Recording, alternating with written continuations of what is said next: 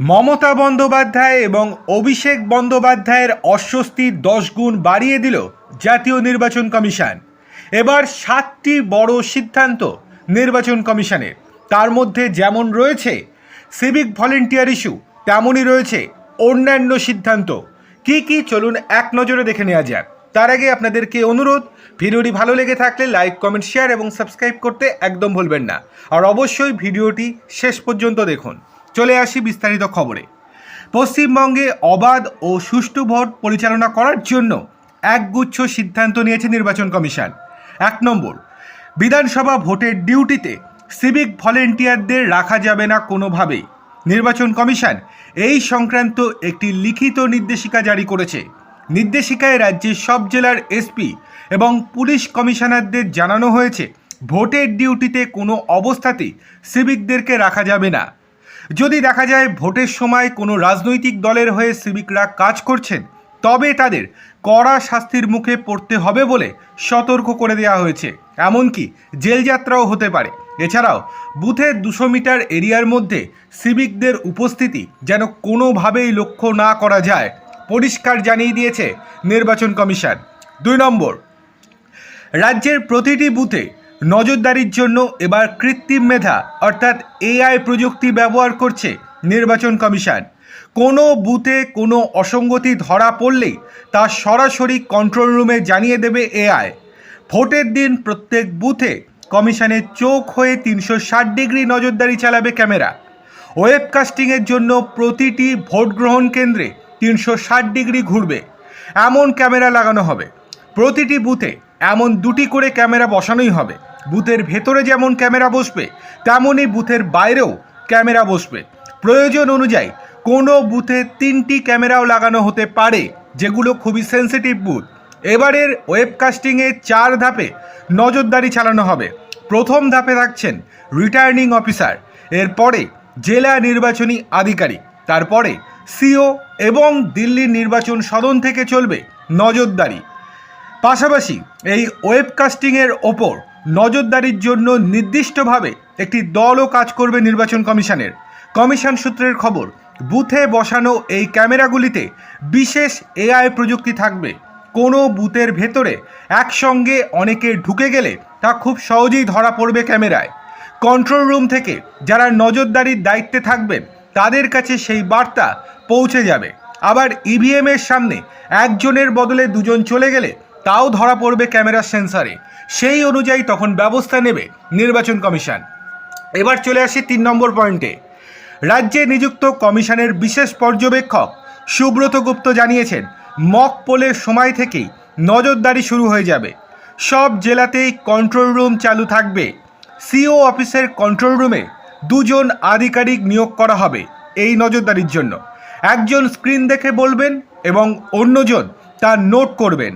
সব বুথে ক্যামেরা সচল আছে কিনা বা সচল রয়েছে কিনা তা ভোটের আগের দিনই নিশ্চিত করা হবে। ভোটের দিন যাতে কোনো রকম ক্যামেরা বিকল হয়ে গেছে এই অভিযোগ না আসতে পারে। নাম্বার 4 নম্বর, কমিশন আরও জানিয়েছে বিভিন্ন এলাকায় ঘুরে ঘুরে ইতিমধ্যেই নজরদারির কাজ শুরু করেছে ফ্লাইং স্কোয়াডের গাড়ি। এই গাড়িতে লাগানো ক্যামেরা সিও অফিস থেকে নিয়ন্ত্রণ করা যাবে। সব মিলিয়ে মোট 660টি টিভিতে নজরদারি চালানো হবে। সব বুথের ছবি দেখা যাবে সিও অফিসে। কোনো ধরনের অশান্তি যে বরদাস্ত হবে না তা সাংবাদিক বৈঠকে স্পষ্ট করে দিয়েছিলেন সিও এবং বিশেষ পর্যবেক্ষক।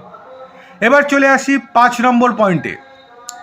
কমিশন সিদ্ধান্ত নিয়েছে প্রত্যেক বুথের বাইরে ওই বুথ সংক্রান্ত তথ্য টাঙিয়ে রাখা থাকবে। ভোটকক্ষে প্রবেশের মুখে মোতায়েন থাকবে কেন্দ্রীয় বাহিনীর একজন জওয়ান। তার মোবাইল নম্বরও টাঙানো থাকবে বুথের বাইরে। প্রিসাইডিং অফিসার, সেক্টর অফিসারদের মোবাইল নাম্বারও প্রকাশ করা হবে সেখানে। কমিশন আশ্বস্ত করেছে কোথাও কোনো অসুবিধা হলে সঙ্গে সঙ্গে পদক্ষেপ নেবে নির্বাচন কমিশন। ভোটের লাইনে ভোটারদের পরিচয়পত্র যাচাইয়ের কাজ করবেন বুথ লেভেল অফিসারেরা। সেখানে কোনো রকম ছাড় পাওয়া যাবে না।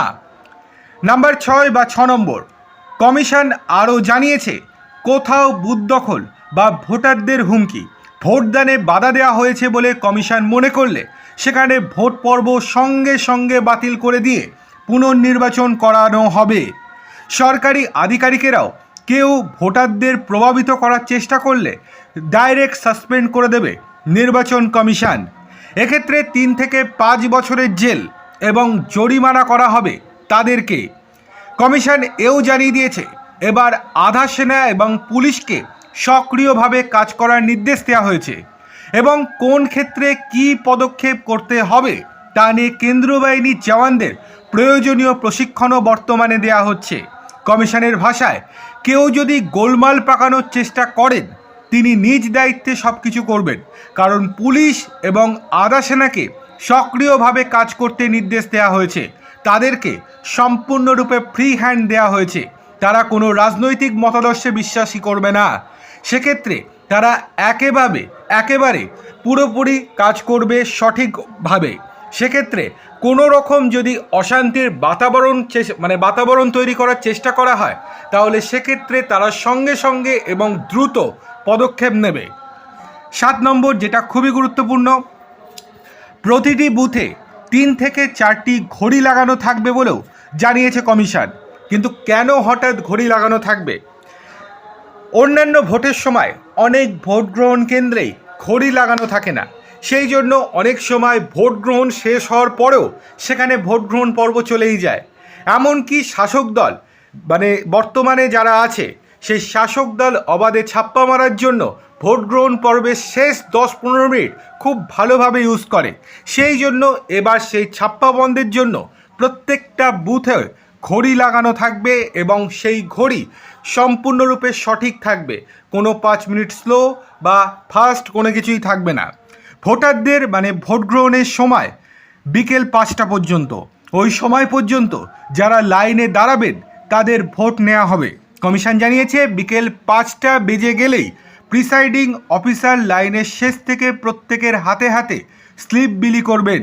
বিকেল 5টার পরে ভোট কেন্দ্রে পৌঁছানোর পরে কেউ যাতে বেআইনিভাবে ভোট দিতে না পারেন তা নিশ্চিত করতেই এই পদক্ষেপ গ্রহণ করছে নির্বাচন কমিশন। অর্থাৎ এত বছর পশ্চিমবঙ্গে ভোট হচ্ছে, প্রত্যেকবারই সেটা বিধানসভা হোক, লোকসভা হোক কিংবা পঞ্চায়েত ভোট। পঞ্চায়েত ভোটের কথা তো ছেড়েই দিলাম, সেখানে অবাধে ছাপ্পা আর অশান্তি তো হতেই থাকে। আর বিধানসভা লোকসভার ক্ষেত্রেও প্রচণ্ড পরিমাণেই অশান্তি হয়। কিন্তু এবার নির্বাচন কমিশন একেবারে কড়া পরীক্ষকের মতোই কাজ করছে। এবার একটু টাইট সিট পড়েছে তৃণমূল বিজেপি প্রত্যেকের ক্ষেত্রেই। তবে সবচেয়ে যে সমস্যা হতে চলেছে রাজ্যের শাসক দল তৃণমূল কংগ্রেসের, সেটা কিন্তু আর বলার অপেক্ষা রাখে না।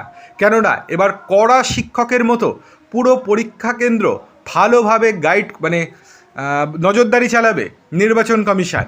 দেখার বিষয় যে এবার কি আর কোনো অশান্তি করতে পারে রাজ্যের শাসক দল তৃণমূল কংগ্রেস, সেটাই এখন দেখার।